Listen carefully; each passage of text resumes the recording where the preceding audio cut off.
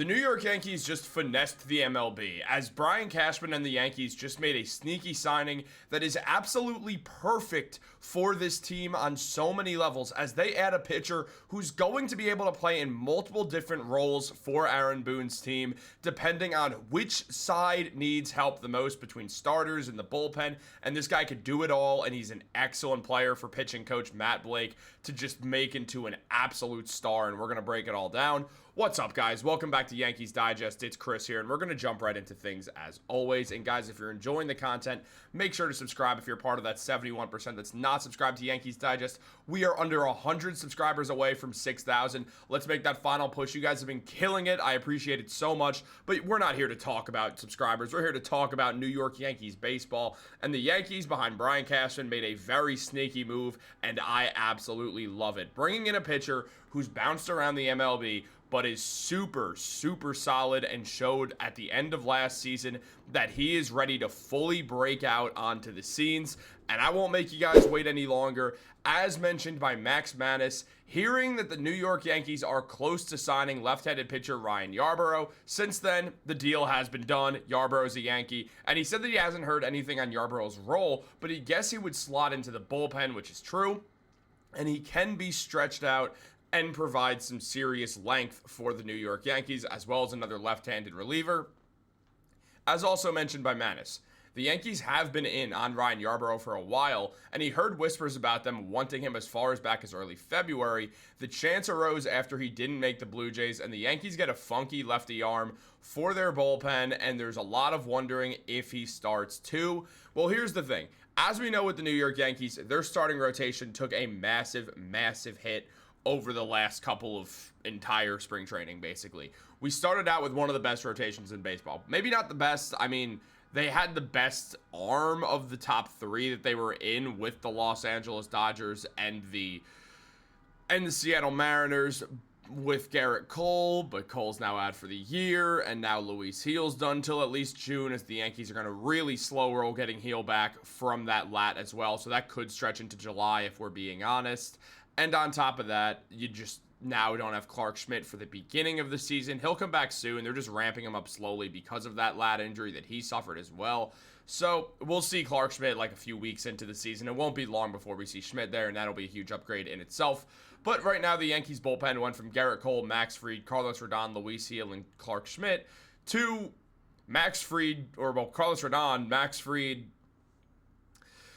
Marcus Stroman, Carlos Carrasco, and Will Warren. So it went from one of the best bullpen, or one of the best starting rotations in baseball, to this weird hoping that everyone's able to prove something outside of Max Fried, who's basically just a proven great player. So the Yankees, they're going to need help with that starting lineup, with that starting rotation, and they're also going to need help when it comes to their bullpen. They have one lefty arm in Tim Hill, and they also brought in Tyler Madzik, but he's going to be on the sidelines for a bit as he's dealing with an injury right now. Once he comes back, the Yankees do believe heavily that they can get him back into shape, into the way that he was with the Atlanta Braves when he was absolutely electric with them. So we will see if the Yankees can pull that off. But they add not even insurance on Madzik. They add a guy who I think basically all of us would take over Tyler Madzik in a heartbeat in Ryan Yarbrough. Now, Yarbrough has been very good over the last season or so, but outside of that, he definitely was kind of a middle-of-the-road pitcher who had a lefty arm, which very much helped. I mean, 4.6 WAR for his career, 53-40 as he started and come out of the bullpen. It depends on the team that he's on. Played in 196 games, with 68 of those being starts. On top of that, he had an ERA of 4.21 for his career and a whip of 1.184. Solid whip. ERA is not great, especially when you're coming out of the bullpen. But again, his role switches around a lot, so there's nothing to really be too concerned about. But last year, he pitched well. He had a 5-2 record with an ERA of 3.19, 65 strikeouts, and 1 save in 44 appearances. So his strikeouts were really good. And on top of that, we just saw him play well. 5-2 with a 3.19 ERA. It's very solid. Whip nearly under 1. Whip nearly at 1, really. So that showed a lot of good stuff. And then you dive in even further and you look at when he got moved to the Blue Jays, and he had even more success. But his ERA went down to 2. He had 26 strikeouts and 12 appearances for the Blue Jays. So he was striking guys out heavily. He only allowed 2 home runs in those appearances, pitched 31.1 innings, and had an ERA of 2.01. So the Yankees who are big fans of him, are absolutely thrilled to make this pickup. Meanwhile, Toronto Blue Jays fans are not a fan of this happening at all. They really liked Ryan Yarbrough, and they wanted him back, and so definitely a big blow to the Blue Jays there, which also helps the Yankees as they weaken the Blue Jays at the same time. Given the Blue Jays were getting rid of him regardless, he didn't make the Major League roster, so the New York Yankees decided, hey, he's using his option to get out of that contract. We finally have a wide open chance to bring this guy in, and that's exactly what they did. And as I mentioned, Blue Jays fans are really upset about this. They wanted to get Yarbrough back, and unfortunately now for them, he's in their division still, just with the New York Yankees, so it'll be interesting to see that. I'm definitely going to have to throw some jokes at Nick Goss's way when the time comes, but that's for later. Look, shout out Blue Jays Digest 1. But also on top of that, where the Yankees are at, this is just a perfect move for them because they get a guy who's flexible. They get a guy who could do a lot. We know that one thing about the New York Yankees is that Aaron Boone has no problem having a bullpen game. He has no problem pitching the bullpen, and Yarbrough now becomes your clear starter here. He's who you start in these situations because he could give you 4 innings. So you have 4 innings of this funky pitching, and then once teams maybe start to get a bit of a grasp on it, you pull him, throw in your next reliever, keep the train going. So that is an absolutely great move for the Yankees. Is its versatility, as he's a long reliever, and really can give him a good stretch of innings, and also just be another good lefty to add. He's tough to hit. He's got a very good strikeout rate. He's just a perfect guy for the Yankees, and the way that his pitches move, it's going to be one of those next guys who kind of has a funky style, and you know Yankees pitching coach Matt Blake is going to relish working with him. It's one of the reasons why they wanted him is because they know how Matt Blake works with these guys. They know the success rate. They know how often Matt Blake gets the best out of these guys. I mean, for instance, look at Tim Hill. He's got an awkward style as well, and he was absolutely phenomenal all playoffs with the New York Yankees. Remember, the Yankees put him in at the end of Game 1 in the World Series. He struck Freddie Freeman out, and the Yankees won the World Series based off that game. Right? They didn't put in a guy who was injured and just came back, right?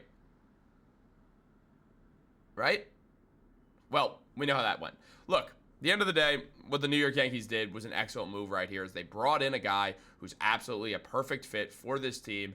And the Yankees, I mean, look, with the Yankees, their bullpen is always going to be one of the key things about this team. They've loved having a good bullpen. It's something that Brian Cashman takes very seriously as the New York Yankees GM, is setting the team up with a very, very solid bullpen to move around with, to use, and this is absolutely great for the Yankees now as they get to add an absolutely very talented arm to their bullpen. Should I say absolutely again?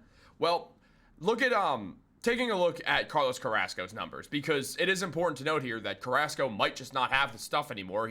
For his career, his ERA is above 4, and last year had a 5.64 ERA, so not a good sign there. Over spring training, he pitched absolutely phenomenal with an ERA under 2. Maybe he's just going to come back with a vengeance for one final year or something, but if he doesn't do that, the Yankees can throw Yarbrough in and be your bullpen guy. Same thing it goes for Will Warren. I mean, if Will Warren, who we saw pitch really well at the beginning of spring training, and then the wheels kind of came off in that final start, ended up with a 4.19 ERA after last season in 3 games with the Yankees having a 10.32 ERA, or 5 games with the Yankees, 3 starts with the Yankees. He had a 10.32 ERA. Well, where the Yankees went at this point, it just becomes very, very sorry, I got thrown off. I meant to say he had 3 losses, but the Yankees not 3 starts, and that threw me for a loop. He had 5 starts for the Yankees, not 3. But the 10.32 ERA still stands. It's something to worry about. So now the Yankees add a guy who can be your starter in a bullpen game, and Yarbrough is going to be a very exciting player to watch because you love that fun, funky style. It's going to be a really good time.